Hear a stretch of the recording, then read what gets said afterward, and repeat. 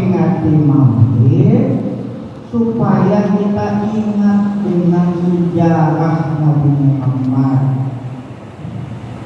Kalau ada di sebelah sana bilang Maulid itu bid'ah, ya Allah, ya Rahman, ya Rahim, ya Aziz. Orang kita memperingati Maulid aja karena kita lupa. Tengok tanggal merah. Apa buat tanggal merah? Rupanya Maulid Nabi, ya. Dengan Maulid Nabi aja lupa. Mana cerita?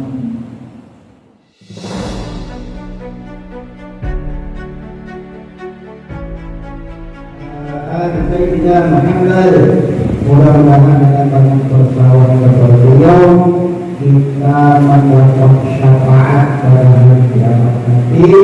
Amin ya rabbal alamin. Sahabat saya, kawan sebelum ada yang Paris, kemudian Rahmat Saregar. Apa itu Rahmat Saregar? Berarti orang Medan.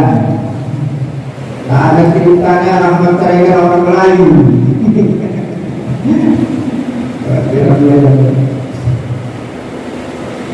Kemarin kita memperingati lahirnya Nabi Muhammad. Kita sebut dengan Maulid Nabi Muhammad Sallallahu Alaihi Wasallam. Saya baru tadi isi ceramah di SD 004 Sepang oleh Nabi pagi tadi jam 7. Kenapa kita memperingati Maulid? Supaya kita ingat dengan sejarah Nabi Muhammad. Kalau ada di sebelah sana bilang Maulid itu bid'ah, ya Allah, ya Rahman, ya Rahim, ya Aziz. Orang kita memperingati Maulid aja karena kita lupa. Tengok tanggal merah. Apa buat tanggal merah? Rupanya Maulid Nabi, ya. Dengan Maulid Nabi aja lupa. Mana cerita? Boleh saya nyanyi kan? Ini mujizat. Saya dulu di pondok itu diajari sore-sore itu apa nama nyanyi, tapi nyanyinya yang ada manfaatnya. Baca selawat dulu kan. Kalau kita ditanya siapakah Tuhanmu, kalau kita ditanya siapakah Tuhanmu, hendaklah kau jawab Allah lah Tuhanku. Hendaklah kau jawab Allah lah Tuhanku. Kalau kita ditanya siapakah nabimu, kalau kita ditanya siapakah nabimu, hendaklah kau jawab. Hendaklah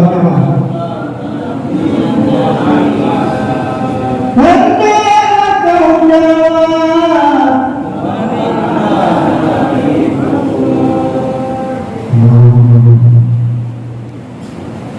Jangan ditanya siapa nabimu, dah tahu. La ilaha illallah, akunya umat Nabi Muhammad. Ditanya nabimu siapa, dah tahu. Pak, kami dulu waktu di pondok itu pertanyaan di dalam kubur.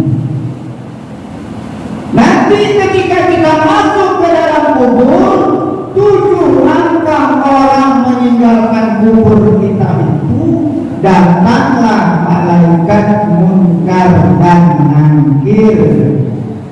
Apa tugasnya 2 malaikat ini? Satu nanya, satu pukul. Ditanyanya apa pertanyaannya? Itu tadi ditanyanya malam buka, siapa Tuhanmu? Kita jawab,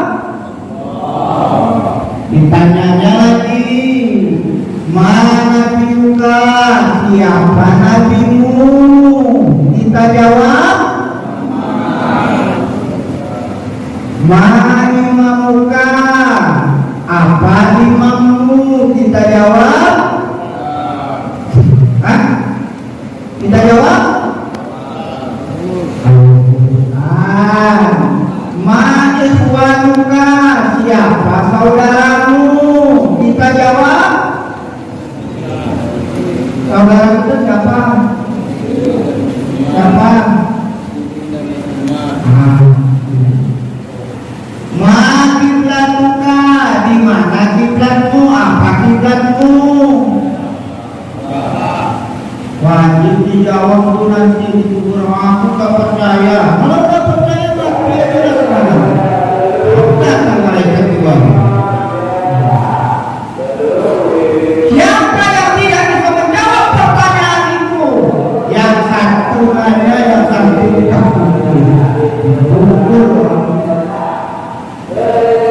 Gelentar di pukul. Masuk untuk membawa dalam dikorek dia. Korek dia keluar lagi orang itu. Ditanya dia lagi, siapa Tuhan? Kita jawab,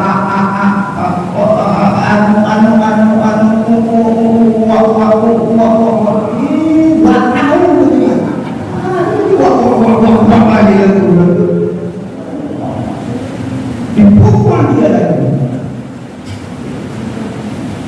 Sampai kapan? Sampai kapan? Sampai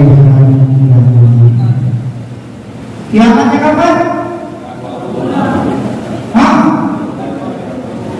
Kalau kiamatnya 1000 tahun lagi, berarti 1000 tahun kita diazab di dalam kubur.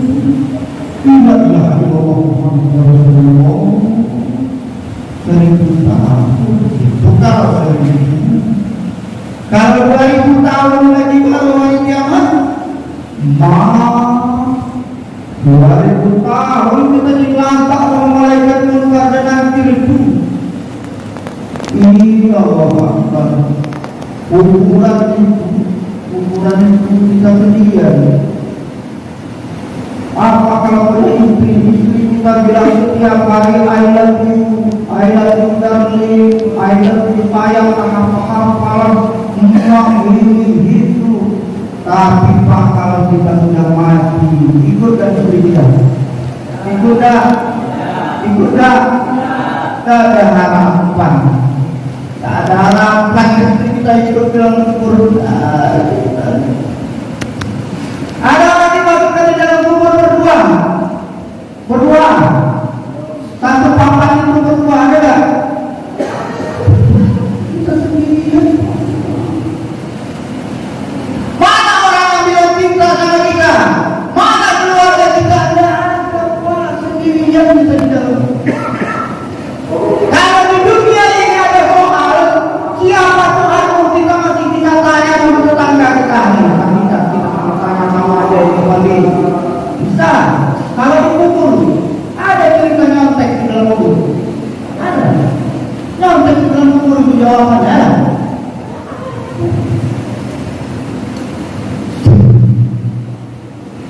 Makanya ketika ditanya siapa nabimu, kita jawab Nabi Muhammad sallallahu alaihi wa alihi wasallam. Dan orang yang bisa menjawab itu adalah orang yang cinta dengan Nabi Muhammad.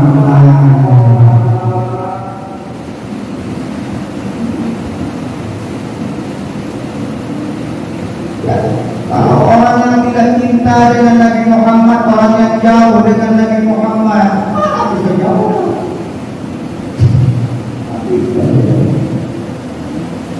Ayat kemarin ini, ya Allah, ya Rahmanir Rahim. Kadang anak-anak kita yang sudah lupa dengan sejarah Nabi Muhammad.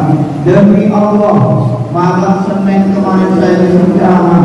Saya tanya anak-anak yang di depan itu, kapan Nabi lahir? Dijawabnya hari Jumat. Demi Allah kata orang. Di mana dia baca sejarah Nabi Muhammad lahir hari Jumat? Kitab apa yang dia dibaca? Ada kitab sejarah itu namanya Sirah Nabawi, sejarah Nabi Muhammad SAW. Tak ada yang menjelaskan di situ Nabi Muhammad lahir hari Jumat. Termasuklah tadi malam saya ingin ceramah, saya tanya juga anak-anakku, siapa nama ayah Nabi Muhammad? Dijawabnya Muhammad Iqbal. Demi Allah saya tidak bohong. Muhammad Iqbal dari mana dong? Bapak Nabi Muhammad Iqbal. Itu nanti kalau dikubur, kalau ditanya sama malaikat, saya bisa jawab itu. Kenapa sejarah Nabi Muhammad saja dia tidak tahu? Saya berharap jangan sampai kita yang tua-tua ini sama nasibnya sama yang anak-anak itu. Jangan pulang nanti ditanya kapan Nabi Muhammad lahir, hari Sabtu, tanggal berapa? 28 lah. Allah Akbar Rasulullah.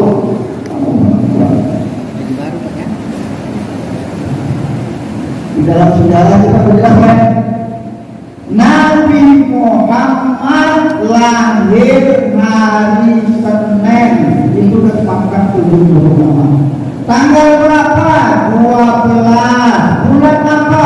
Rabiul Awal. Tahun berapa? Nah, kalau ada tahun berapa mulai ngomong. Maka kita harus cinta dengan Nabi Muhammad, tahu sejarah Nabi Muhammad. Minimal kita umat Nabi Muhammad yang tahu lahir Nabi Muhammad kapan, bapak Nabi Muhammad siapa, ibu Nabi Muhammad siapa, istrinya berapa. Istri Nabi Muhammad berapa? Istri Nabi Muhammad berapa? Berapa? Hah?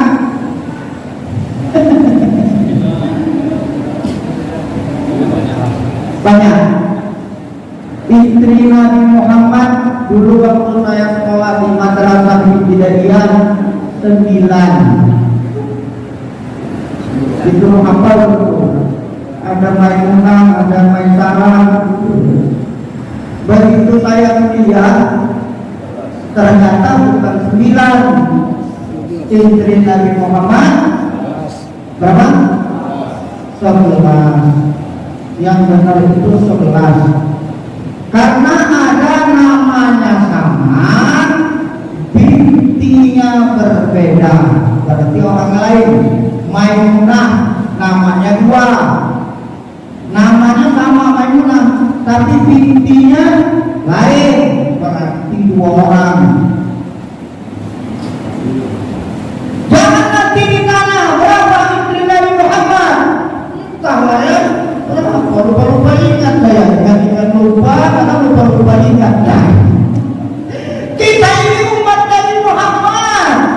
Jangan lagi ditanya istri Nabi Muhammad berapa, kita lupa. Tahu kita sejarahnya. Istrinya 11. Siapa cucu Nabi Muhammad? Jangan tak tahu lagi. Hasan dan Husain dari anak Fatimah Al-Zahra. Nama bapaknya Sayyidina Ali karramallahu wajhah. Nanti jangan kalau ditanya siapa cucu Nabi kita lupa pula lagi. Jangan. Ini nanti balik ke awal itu. Nanti di kuburan kita ditanya, gimana kita mau jawab Nabi Muhammad sementara keluarga Nabi Muhammad, sejarah Nabi Muhammad kita tidak tahu. Nanti dibilang sama Nabi Muhammad, ngaku aja orang ini. Tapi dia tidak tahu dengan saya. Kan banyak orang sekarang ngaku di Batam ini banyak juga orang ngaku keluarga. Kalau kita kaya, kan? Kalau kita kaya, kita pejabat, kita anggota dewan, apalagi wali kota, apalagi gubernur, banyak juga orang ngaku gila, Pak. Itu keluarga itu. Padahal tentang jendang. Kenapa dia ngaku keluarga? Karena kita pejabat. Tapi begitu kita terpuruk, Pak, masuk ke dalam ini terpuruk. Jangankan orang lain, Pak. Jangankan orang lain, keluarga sendiri pun kadang segan ngaku kita keluarga. Betul tak? Makanya keluarga di sini harus kuat, Pak. Kuat mental. Saya ini dididik dengan kuat mental juga, Pak. Mental saya kuat. Saya pernah dibilang orang gila. Saya pernah dibilang orang stres. Saya pernah dibilang orang bangkrut. Saya boleh. Kata saya, kalau saya orang gila, buktikan. Kenapa saya dibilang orang stres, orang gila dulu? Karena saya mencalek 2009 tidak terpilih. Dibilang bangkrut, saya jual rumah, jual kebun, jual tanah, jual sawit. Apa yang mau dijual? Saya punya sawit aja enggak. Dibilang orang saya bangkrut karena saya tak jadi, Pak. Coba kalau 2009 itu saya jadi anggota dewan, itu yang bilang saya stres, itu yang bilang saya gila, itu datang ke rumah saya. Saya jamin. Kalau selamat, Pak, jadi anggota dewan, selamat, Pak. Jadi hidup itu harus kuat. Nanti keluar dari sini juga harus kuat. Kalau dibilang orang yang tidak orang kuat, yang penting tidak seperti orang lain.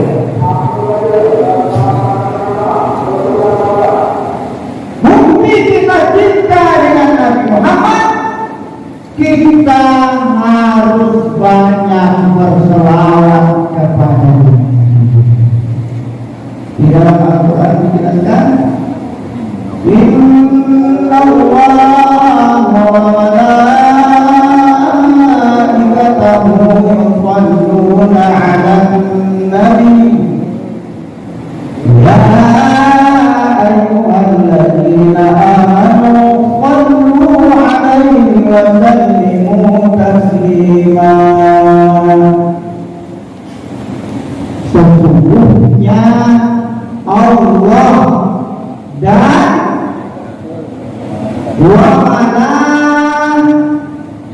malaikat-malaikatnya yusholluna 'alan nabi, berselawat kepada Nabi. Malaikat saja berselawat kepada Nabi, maka kata Bang Haji Romani Rama, kita sebagai umatnya kalau tidak berselawat kepada Nabi, sungguh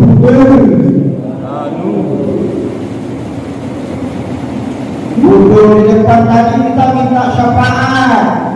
Kita pengen nanti waktu di akhirat bisa menjawab. Kalau ditanya Nabi siapa, Nabi Muhammad, tapi kitanya tidak berselawat kepada Nabi.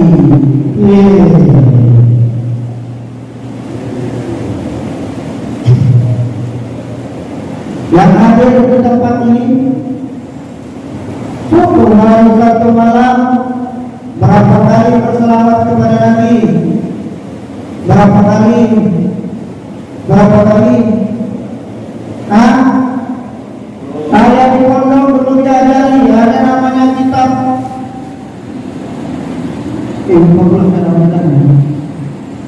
Kami di pondok dulu berselawat kepada Nabi itu satu hari satu malam itu minimal 1000 kali. di luar sholat. Sholat kan ada salah nabinya tuh masuk rukun. Di luar sholat berselawat kepada Nabi sebanyak 1000 kali. Kitab Dalail.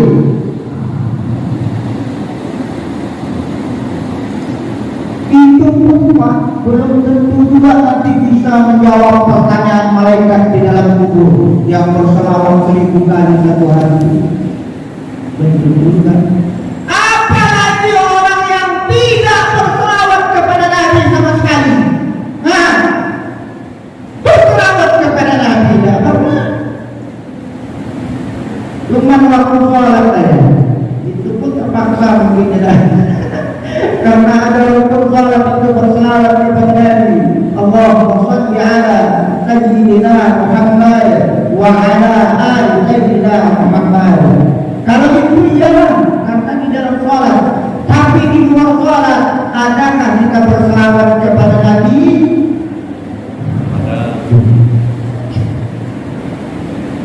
Kita ingin mendapat syafaat pada hari kiamat nanti, tapi kita tidak berselawat kepada Nabi. Sama dengan yang tadi, kita ngaku-ngaku boleh, itu wali kota, itu keluarga saya.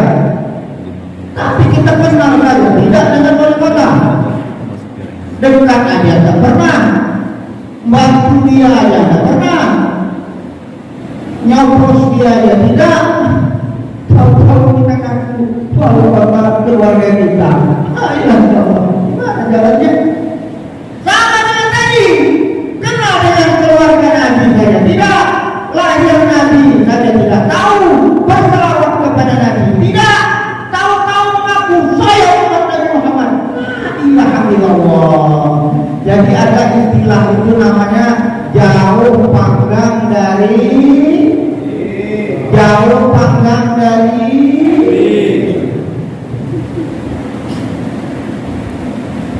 makanya mulai hari ini perbanyak berselawat kepada Nabi Muhammad.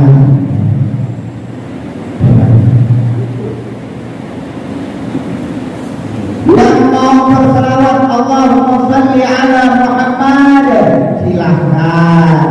Yang mau berselawat Allahumma shalli ala sayyidina Muhammad, silahkan. Ada kemarin kita penghormat ya, yang salawat Busro. Allahumma sholli, silahkan. Ada lagi salawat yang panjang, silahkan. Yang penting jangan tidak berselawat kepada Nabi Muhammad, karena Nabi Muhammad akan memberikan syafaat kepada orang yang berselawat kepadanya. Yang terakhir,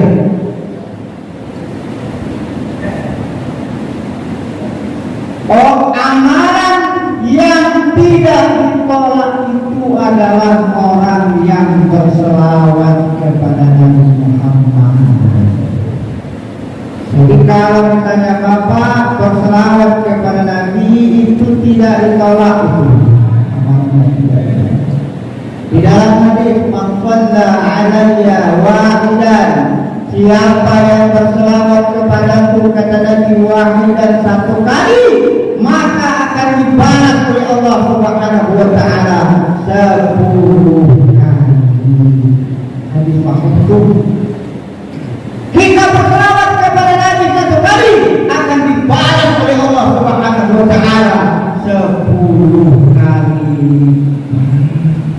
Dan orang yang berselawat kepada Nabi tidak ditolak oleh Allah Subhanahu wa taala. Beda dengan orang ceramah. Orang ceramah itu belum tentu dapat pahala. Kalau dia di dalam hatinya merasa hebat, hilang.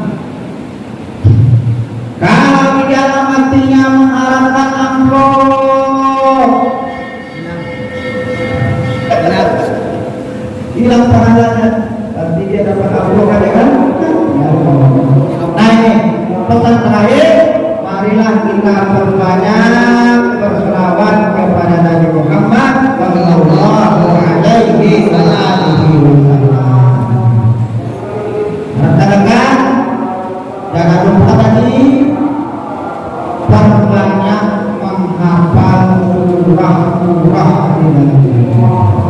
untuk kita sholat ya, dan perbanyak berselawat kepada Nabi Muhammad supaya nanti di kubur kita bisa menjawab pertanyaan malaikat munkar dan nakir, dan di yaumul mahsyar nanti kita mendapat syafaat dari Nabi Muhammad. Amin ya rabbal alamin. Amin ya rabbal alamin. Lebih dan kurang mohon maaf. Wassalamualaikum